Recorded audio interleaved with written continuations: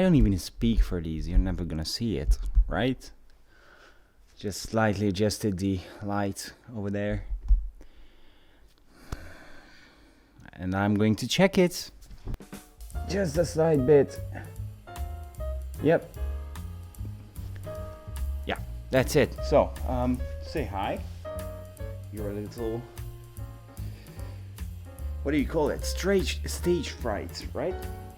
He has a bit of stage fright, so he just hides behind my back. But whatever, welcome back, people. And I'm gonna state this right from the start. This is by no means a super technical review. I wouldn't even call this a review at all, because I simply don't have enough experience with this camera to make a review. But later on, after I've used it for, I don't know, a good couple of months, weeks, years even, if I like it that much, yes, I'm going to do a full technical review if you people wants to see that. Anyways, welcome back to the channel. My name is Andy, and today we are going to talk about a camera from 2006 from Fuji. It happened, I have sold off my Canon gear, all of the full frame gear, the glass, the 6D Mark II. Don't get me wrong, the 6D Mark II with all the glass, that's a great system, it's a great camera. Everything about it was pretty great, maybe just not for me because of the size and the weight. Mostly for the weight.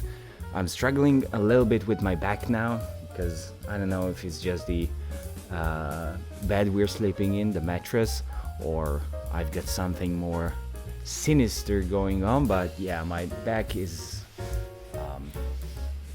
not optimal right now. So I've decided to sell this full frame gear off and just bought something that's more compact, that's more like street photographer's camera, because that's what I do anyways. Like I most of the times I do street photography. If not, I'm doing some portrait work, but any kind of client work is on the stair right now because still lockdowns and everything, so I don't really have any professional work to do right now, which would require me to have a full frame camera. But I think once we're back, I'm gonna, and I stated this in a previous video which I done I think with the Sony, like last year, December, end of December something, that I'm going to go back to Sony. I'm just experimenting right now with stuff, but ultimately I think I'm going to end up back with Sony purely because I think they make great cameras and I love the Sony system, from the menus through the lenses, the button layout, everything on Sony. At least the A7 Mark II was perfect for me. So yeah, but with that out of the way, the camera I'm filming on right now, and I can't show it to you because I'm filming on it obviously, is the Fuji X-Pro2, which is, I mean, I am blown away. I was looking at Facebook Marketplace and I saw a guy who put his X-Pro2 up for sale, and I thought, well, I sold everything. Unfortunately, the guy sold that camera, but so I sold a Canon and I managed to find another one just as cool. It's in nice shape, it's in nice condition, a few scratches, but I think I actually like those scratches because it makes the camera more rugged and gives the impression of a durable camera that I can beat up. And let's start with that. Let's start with how the body feels, and this is, I think, the main selling point, at least for me. I don't baby my gear at all. I use my gear, so whatever the situation requires me to do, I'm going to do it. If I need to, alright, maybe I won't jump in the water with the non-waterproof camera.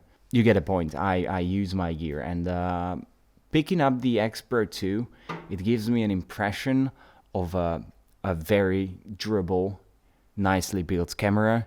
It feels like, it just feels good in the hands.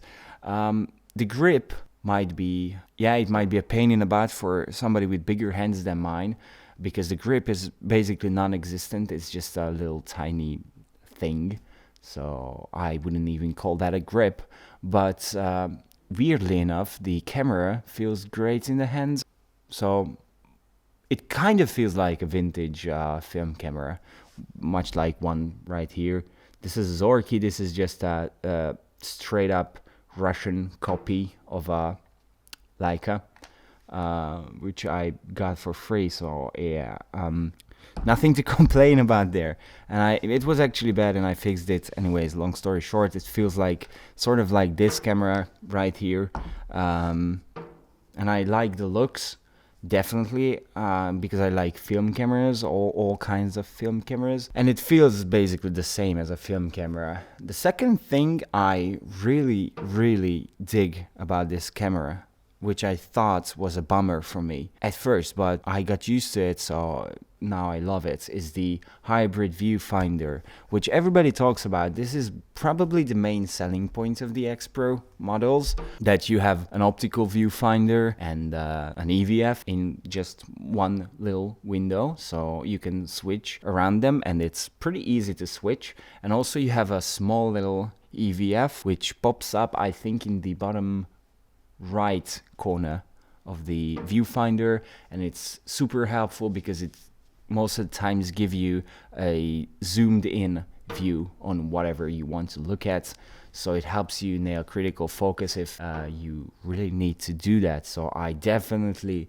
love the viewfinder. I've heard a few people complaining about the autofocus, which I absolutely don't understand. Like, my keeper rate is above 80%, which is better than acceptable for me. So let's make it 90. So the autofocus is pretty quick, it's pretty fast, it's pretty accurate. So I have no complaints there. I like the autofocus. Now, one thing I really had to get used to was the dials, and all the dials around the camera. So on the top, you've got the shutter speed selector, which is nice. It looks vintage, it feels vintage, and it does its job essentially. It's there to let you select different shutter speeds, and it does it well. In the same dial, hidden, there's the ISO dial.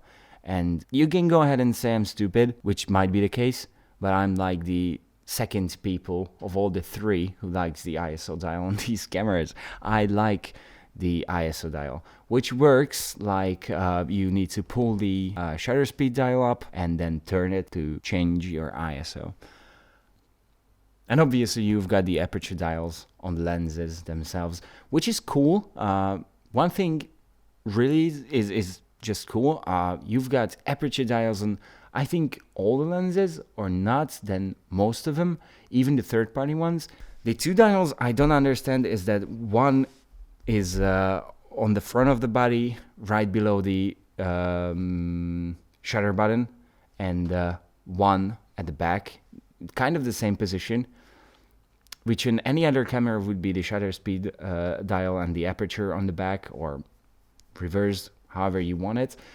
And I really don't know what they're doing there. Like, I don't need them. I never really used them. Recently, I discovered that you can scroll through the images with them, but apart from that. And I think I'm going to cut this short. My first impressions are, this is a great little camera. I love it, and I can't recommend it highly enough. If you're shooting streets, if you need something small, if you need something compact.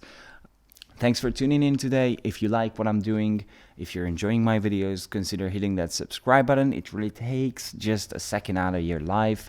Just one little click, and it helps me out a ton. And if you like this video, you can press the like button. That's feedback. And I think if you press the dislike button because you didn't like the video, that's feedback too. So I really welcome any feedback. And if you think I missed something, there's the comment section, which is there for you to let me know if I did everything cool or not cool. And before the camera overheats again, I think I'm gonna cut it right here. And thanks for tuning in, and see you in the next one. Cheers.